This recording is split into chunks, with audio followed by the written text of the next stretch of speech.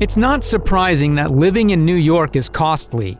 While the concept of middle class varies from person to person, location and family size are the most common characteristics used to establish it. According to the most recent Pew Research Center (PRC) data, the middle class has shrunk by almost 50% over the last 5 decades.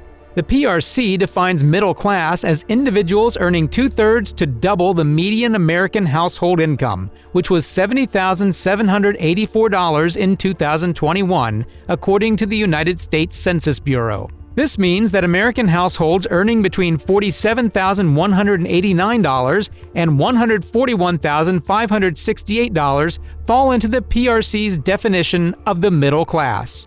As the cost of living has risen while salary has remained stagnant except for those at the very top, New York has evolved from a place where people go to make it to a place where those who have already made it or whose families do live. And once here, the rich are just getting richer, while the rest of the city is barely holding on. There are many reasons for the middle class being eliminated from New York City. According to the survey, recent tax increases did not appear to force rich residents away from New York. Only a handful of them followed Donald Trump's lead and moved to lower tax states like Florida. More than 3/4 of the wealthy who left New York during the epidemic relocated to other high-tax states, including Connecticut, New Jersey, and California. According to the research, this category consists of the top 1% of income earners, who earn more than $815,000 annually. Many working-class New Yorkers were driven away by the high expense of living rather than by taxes. The living costs in New York hit the roof and are unaffordable for most people. New York City Mayor Eric Adams announced budget cuts to services, including freezing police hiring and closing libraries. The cuts will bring the number of police department officers below 30,000 for the first time since the 1980s, and reduce the education department budget by $1 billion over 2 years. The cuts will also weaken popular programs like summer school and universal pre-kindergarten. The administration cites 37,000 unfilled preschool classroom seats, while other devastating cuts would limit garbage baskets around the city and close most public libraries on Sundays. They argue that cutting vacancies is less painful.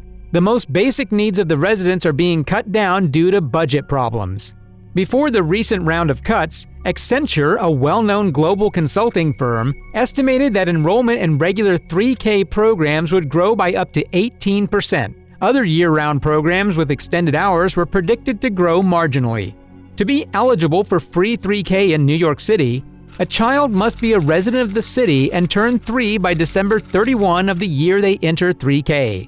There are 3 types of 3K seats: full day, extended day and year, and Head Start. Eligibility for these seats depends on family income and needs. 3K programs are offered in various locations, including district schools, NYC EECs, pre-K centers, and family childcare, home-based. District schools may not offer 3K programs, and families can check their applications for updates. 3K is not a mandatory grade, and information about 3K programs can be found online. Students cannot repeat 3K the following year. New Yorkers United for Childcare is circulating a petition urging Adams to not cut this crucial lifeline, as it becomes increasingly difficult to raise a family in the city. As working and middle-class families are leaving New York City mainly due to the cost of childcare, the city should be focusing on solutions that make New York City affordable and keep families here, the report states.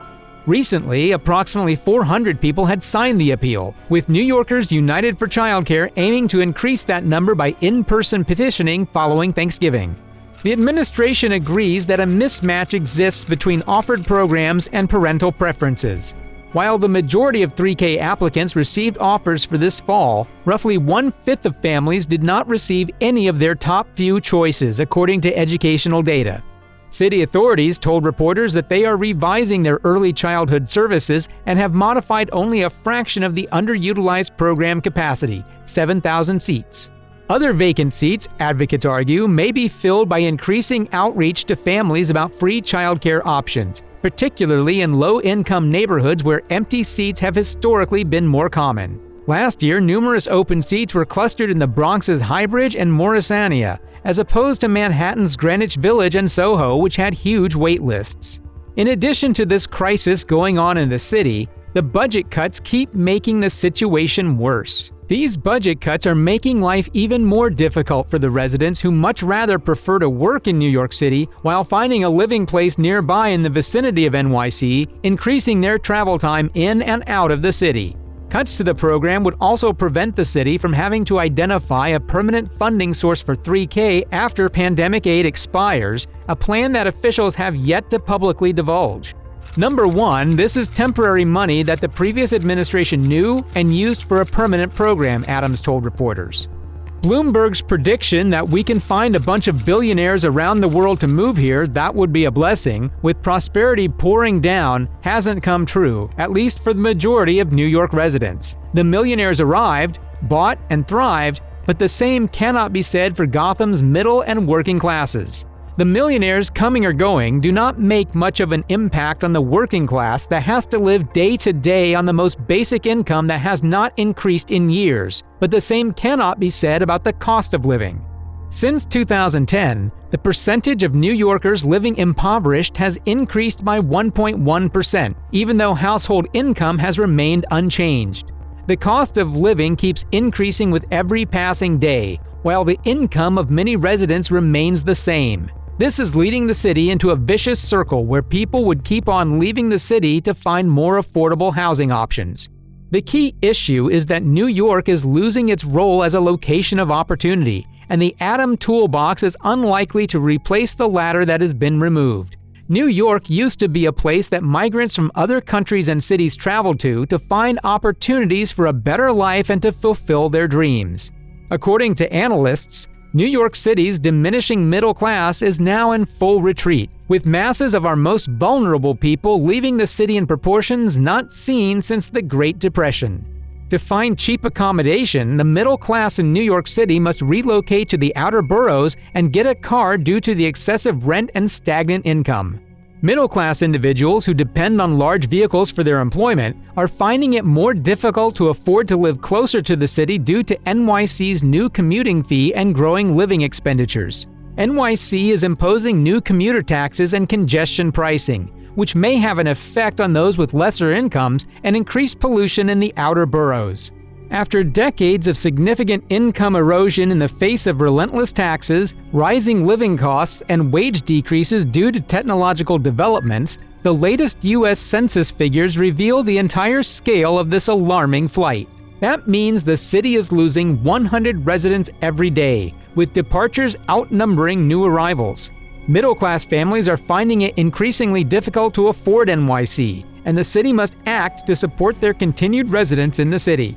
A great city serves more than just the wealthy, making others into servants or recipients of noblesse oblige. New York must be, as René Descartes characterized Gotham's founding city, 17th century Amsterdam, an inventory of the possible. That must be true for most New Yorkers, not just the exceedingly wealthy. How do you think this problem should be solved? Is there a way to solve it? Tell us what you think in the comments below, and don't forget to give the video a thumbs up. Subscribe to the channel before you leave to get more updates.